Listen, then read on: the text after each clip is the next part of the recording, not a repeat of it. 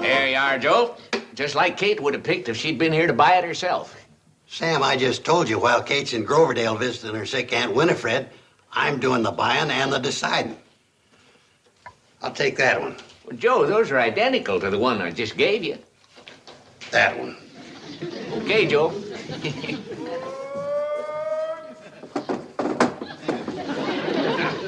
That's better. This one's in good shape. Hey, you old fox, you really got the best one out of me that time, didn't you? Well, how much you want for this little beauty, Sam, old boy? $1.25. $1.25 for a washboard? Why, for that money, it ought to have a motor on it. About ready to go, Joe? I'll be along in a minute, Floyd, soon as we straighten out a little price problem. Well, hurry it up. The cannonball's ready to pull out. Make you an offer, 50 cents. Why didn't you ask me the price sooner, Joe? You know you get much more fun out of the haggling than you do out of the buying. Now, you know that ain't true, Sam. Well? Well, what? Ain't you gonna make me a counter offer? Okay, Joe. How's about $1.20? 6 bits, not a nickel more. Nothing doing. Try $1 even. Okay, $1 even it is. Nothing doing. My top price is 90 cents.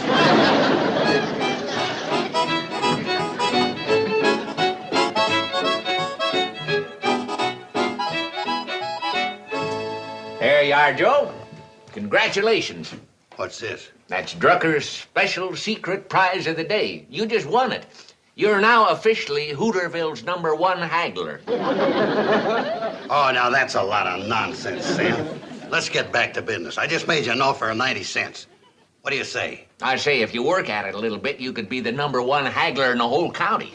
90 cents. Sold. Let's have the money. Charge it. Charge Let's it. mark it under protest. What do you got here, Sam? Men's hats. They're on special. We can get together on price. I might buy one. Come on, Joe. What's holding you up? I'll be along soon to finish my business, Floyd. You better finish it pretty soon. It's one thing for us to be an hour and a half late, but you're pushing it pretty close to 2 hours. Oh, what's the difference? Nothing. But today we got other people waiting. I'll be along in a few minutes. We can't wait that long. Them folks is getting riled. Come on now, we'll have to pull out without you. Pull out without me. That's ridiculous. Joe, you got exactly 30 seconds left to catch that train. And that's official. Maybe you better go, Joe. He sounded like he meant it. Oh, Floyd talks more than he says. Pull out without me. That's ridiculous. Oh, look. Terrible. Come on, Floyd, let's go. What do you say, Sam? How much you want for this one?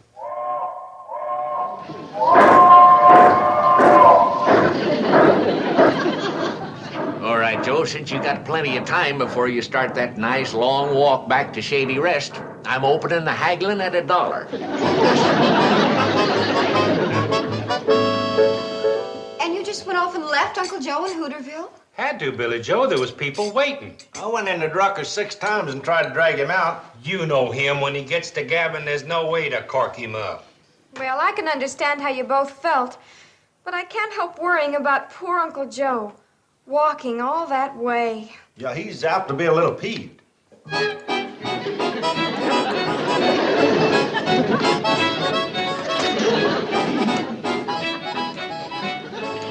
Uncle Joe, I see you got the washboard.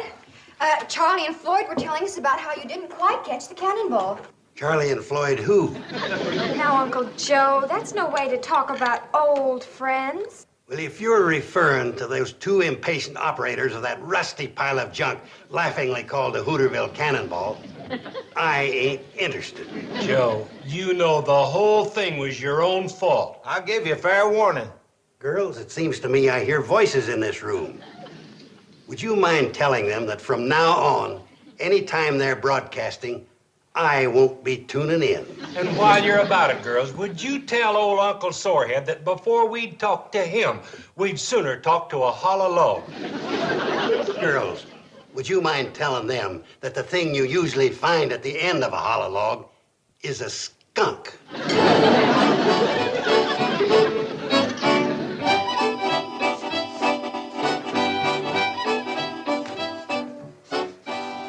two polecats must be gone. The air smells a lot better in here. Joe, are you going to keep up this silly fight forever? Silly fight in my eye. It's a matter of principle. What principle? I don't know, but there's one here somewhere. Joe, you sure look pretty. Where are you going? Orville's picking me up to take me to a movie matinee.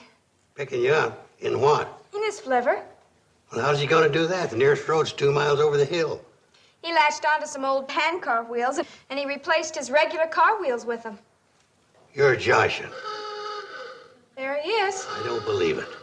Well, there's only one way to find out. Come on out and take a look. This I gotta see. Okay, Betty Joe, we're all set. Orville, how did you do it? Brains, patience, and perseverance. And the help of my older brother. He's a mechanical engineer. Well, what do you say now, Uncle Joe? Well, I haven't seen it work yet. Come on, Orville, you could tell us. You pushed it in here, didn't you? Oh, gosh, no, Mr. Carson. Well, hop in, Betty Joe, and we'll show him.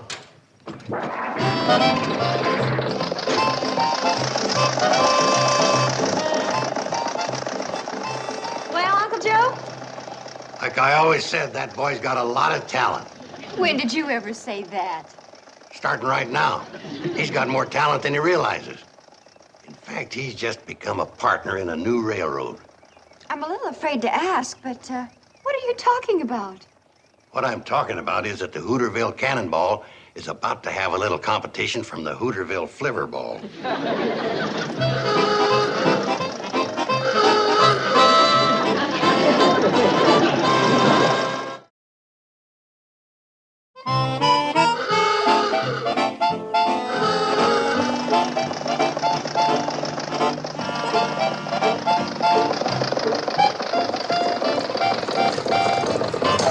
Welcome back, kids. How was the show? Fine, but riding in this was the real fun. Well, thanks for taking me to the show, Orville, and especially for the keen ride. Ah, sure thing, Betty Joe. Come on, Uncle Joe. You go on up the house, honey. I want to talk to my good buddy Orville for a minute. Let me get this straight, Mr. Carson. You want to go into partnership with me? Of course I do. You got talent, intelligence, and brain power, my boy. I have? In a car with flanged wheels. You really think we can compete with the Cannonball? Why not? They may be bigger, but we got more speed. Well, we can make a dozen runs to Hooterville while they're still trying to get up steam in Pixley. And all I have to do is lend you the car, huh? And furnish the gas and oil, and we'll split the profits after that right down through the middle. Mr. Carson, I don't know what to say. Now, let's look at it this way. What other boy ever had half interest in a railroad at 16? I guess you're right. Of course I'm right, partner. Girls, your mother's a great little woman, but she just ain't got my business instincts. Now, when she gets back and sees what I'm doing, she'll be proud. What she'll be is furious. Oh, no, she won't. She's never really seen me in action yet. Why, before long, Orville and me will have diesel locomotives, tank cars, Vistadome. Hooterville will be the hub of the railroad industry. Might even buy out the New York Central. Uncle Joe, you know you don't believe a word you're saying. What do you mean? I mean that you're doing this for one purpose only. To get even with poor Charlie and Floyd. Yeah, poor is right. When I get through with them, they ain't gonna have enough steam left to blow their whistle. Uncle Joe, now listen a minute, please. The Cannonball is Charlie and Floyd's whole livelihood. Well, if it's their livelihood, they ought to know better than to go around leaving important passengers stranded. Now, Uncle Joe, you know whose fault that was. You're dang right. I got it figured. 40% Floyd for making the signal, 60% Charlie for leaving.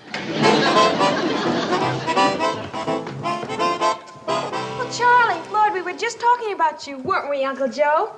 You were. I was talking about the railroading business. Hey, what's that fool Flivver doing sitting down below on our tracks? Your tracks? Them ain't no more your tracks than they are anybody else's. But it's our railroad. It has been up until now. You and Charlie had a pretty slick little monopoly going. Joe, what in tarnation are you talking about? I ain't talking, I'm telling. At 8:04 tomorrow morning, the little Hooterville Flivverball sitting down there is going to run your Cannonball out of business. Huh, you're gonna run us out of business with that little thing? That's the biggest joke I ever heard. Yeah? In a couple of days, you'll be laughing out of the other side of your boiler. Why, that ornery old coot. Reckon he's really serious. Who'd think he'd go that far? just 'cause we made him walk home with that washboard. Oh, there's nothing to worry about. By tomorrow morning, when Uncle Joe finds out that there's work connected with this, he'll forget the whole thing. I hope.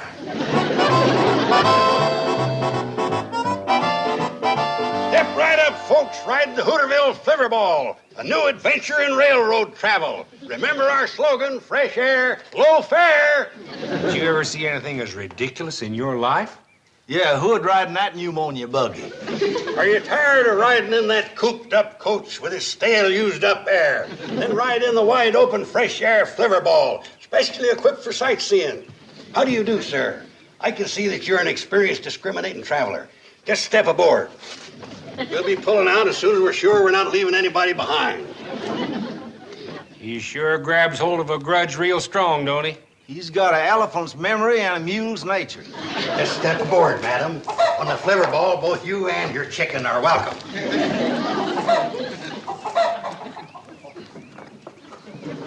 Take the scenic route, folks. Unlimited view of all historical points of interest. Just step in, folks. There's room for everybody.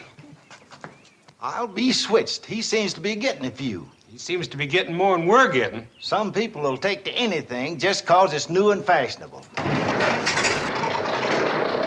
Well, folks, it's departure time, and we're departing.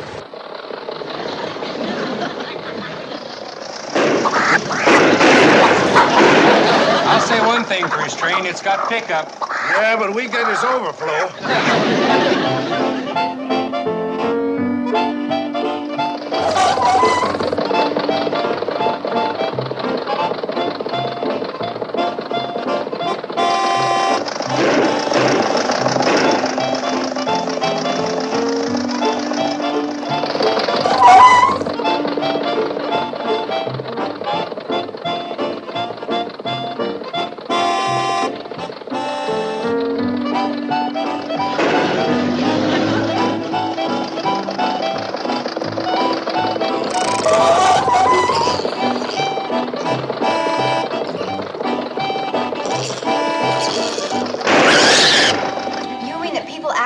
Money to ride that thing?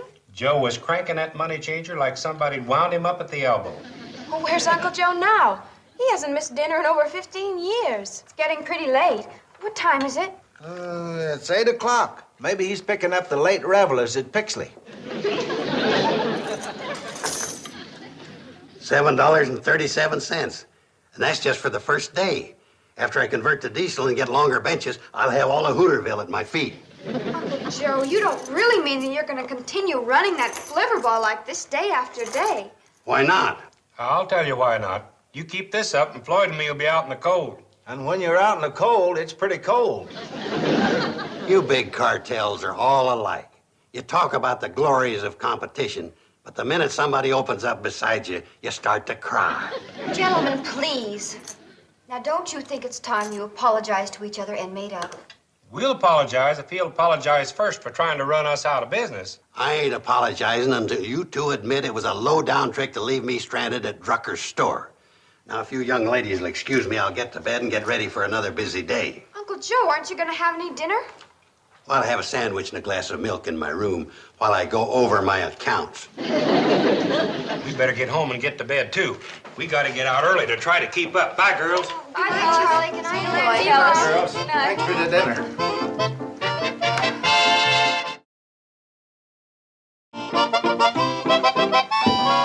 Good morning, Uncle Joe. Hi, Uncle Joe. Morning, Uncle Morning, Joe. girls. You got some breakfast for a hungry railroad man? Mom's in the kitchen getting it ready.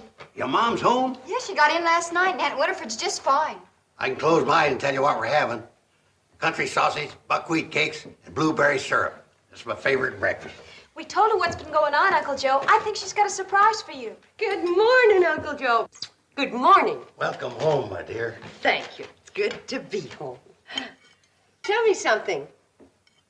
Are you still in the railroad business? I'll say I'm still in the railroad business. A couple more days and I'll have that cannonball in mothballs. Guess that makes you feel real proud. Well, let's face it, some of us have it, some of us don't. Putting Floyd and Charlie out of business would be a real triumph, wouldn't it? When they sell that cannonball for junk, will be the happiest day of my life. Well, I guess when big businessmen get to competing, There's just no room for sentiment. Kate, you're finally getting realistic. You know, in the jungle of big business, somebody has to suffer. Kate, forgetting something? Oh, I don't think so, Uncle Joe. What? My plate. Ain't nothing on it but the painted flowers. Yeah, that's right. Aren't we planning on covering them up with hotcakes and sausage? No, we're not. As long as this silly feud keeps up between you, Charlie, and Floyd, none of you are going to have a bite to eat at this table. You're Josh.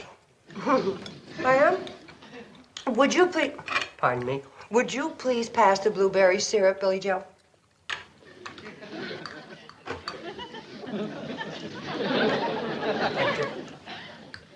Fish me, Billy Joe. I think I'm having a bad dream. Oh, no, it's no dream, Uncle Joe. But now that you're a successful railroad man, you can eat in town at the Pixley Diner. Kate, you know I'm a forgiving man. I'm going to give you one more chance to change your mind. Do I get some hotcakes and sausage or don't I? You don't. Pass it, buddy. That does it. Girls, you've got the doggonest, stubbornest mother that ever was. Where are you going, Uncle Joe? Where do you think I'm going? I'm going to run that Flivverball until I die at the throttle of malnutrition. Do we smell sausage and buckwheat cakes? Yeah, and that's all you're going to get's a smell. That woman's turning real difficult. What's the matter with old Grumpy? Uncle Joe's always grumpy when he hasn't eaten breakfast. And he sure hasn't had any this morning. How come? Has he got dyspepsy? No. Uncle Joe just has a bad case of the stubborns. And Mom told him he wasn't going to get a bite of food until he stopped this nonsense with the Flivverball. It's a good thing you're back, Kate. Yeah, smart thinking, Kate. That'll bring him back to his senses. If he's got any. That's the only way to treat a stubborn old fool like him. That's what I thought. I knew you boys would be ready to apologize and make up. Us apologize? To that old railroad pirate? Never in a million years. Well, that just ended breakfast. And you're not going to feed us either? Not as long as you three keep feuding. Well, Floyd, reckon we might as well get going. I guess we might as well. So long, Kate. So long, boys. Mom, don't you think you were a little hard on Charlie and Floyd? And Uncle Joe, too. Well, you practically took the sausages right out of their mouths. You girls remember when you were little kids and you used to have those stubborn spats with each other? Well, sure, Mom. Well, what you don't remember is how I got you over them. How did you? I used to get you so mad at me that you forgot about being mad at each other. Oh, I see. What you're doing is starving Uncle Joe, Charlie, and Floyd into getting mad at you. And going back to being good friends again. Now, let's clear the table. Mom, there's something I don't understand. What's that, Betty? Well, when we were kids, and you got us over being mad at each other by getting us mad at you, well, how did you get us to stop being mad at you? Honey, that was always the real tricky part.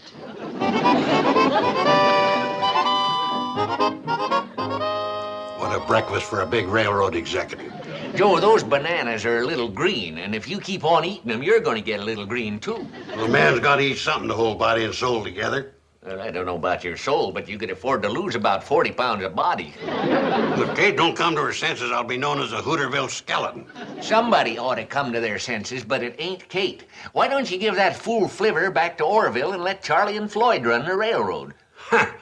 Them two nincompoops couldn't run an electric train on a living room rug. I better get going. I've got to beat him through the switch to Pixley. Well, now, just a minute, Joe. Them bananas cost a nickel apiece. Sam, how can you talk about the price of bananas in the middle of a railroad war? I'd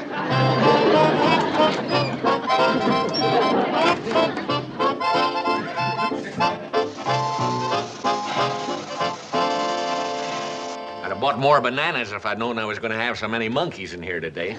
Sam, we ain't enjoying living on bananas. But it's better in the Pixley Diner. Them blue plate specials of theirs is turning Charlie and me blue. All you have to do is apologize to Joe and you'll have your feet back under Kate's table. We wouldn't apologize to him if he was head of the New York Central. Come on, Floyd. Let's see if we can knock him off the track on the way to Pixley.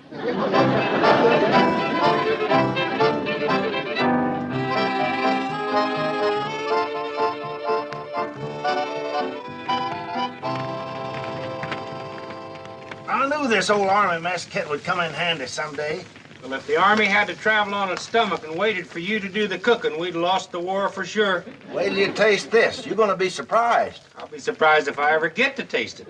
Charlie, I'm the conductor, and I don't mind helping fire the engine, but I never signed on as a cook.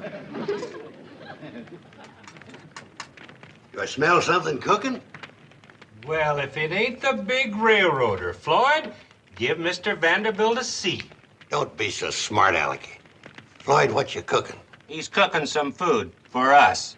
Oh, Charlie, let's give him a little. He's starving just like we are. I don't know as I'd accept charity, even if it was offered. Okay, we won't offer you any. On second thought, I'll accept. Here you are.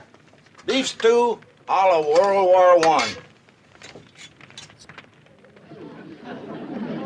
Stew like this could lead to World War III.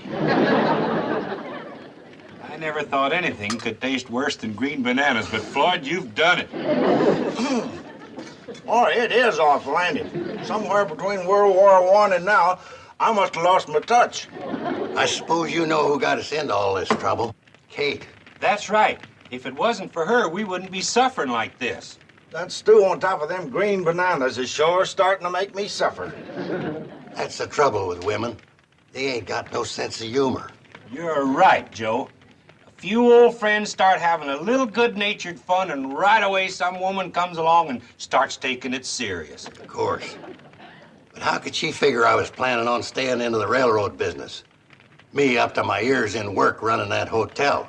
Like I was telling Kate a little while ago, it's just too much work for one man, no matter how talented he is. You're right, Joe. Your place is back on the front porch of the Shady Rest, making decisions. And our place is running this cannonball. And all of our place is right back where we can get our feet under Kate's table. You know what's going on over there right now? What? Kate's laying out a spread of chicken and dumplings that'd make a statue come running to the table. Well, what are we doing here? You know what the old World War I infantry manual said? Sure. When they got you completely surrounded, surrender and join the enemy. Let's go.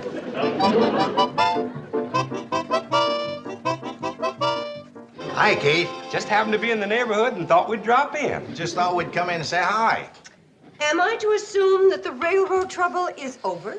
What railroad trouble? Kate, hadn't you heard? Uncle Joe's back in the hotel business. Well, I'm sure glad to hear that. We can't get along without you, Uncle Joe. Hear that, boys? Women are helpless without us. Why don't the three of you join us for supper? Oh, I don't know. We've just had quite a meal. Quite a meal is right. Oh, well, suit yourselves. I have to call another guest, so please excuse me. Mr. Anderson! Supper's ready. Who's that? That's J.P. Anderson, a salesman, otherwise known as Wipeout Anderson, the bottomless pit of the eating world. We better get to the table before him, or there won't be a bone left. Full as we are, I think we'll try a little of your chicken and dumplings, Kate. Well, whether you can choke down a bite or not, it's sure good to see the three of you sitting at this table again. Mr. Anderson.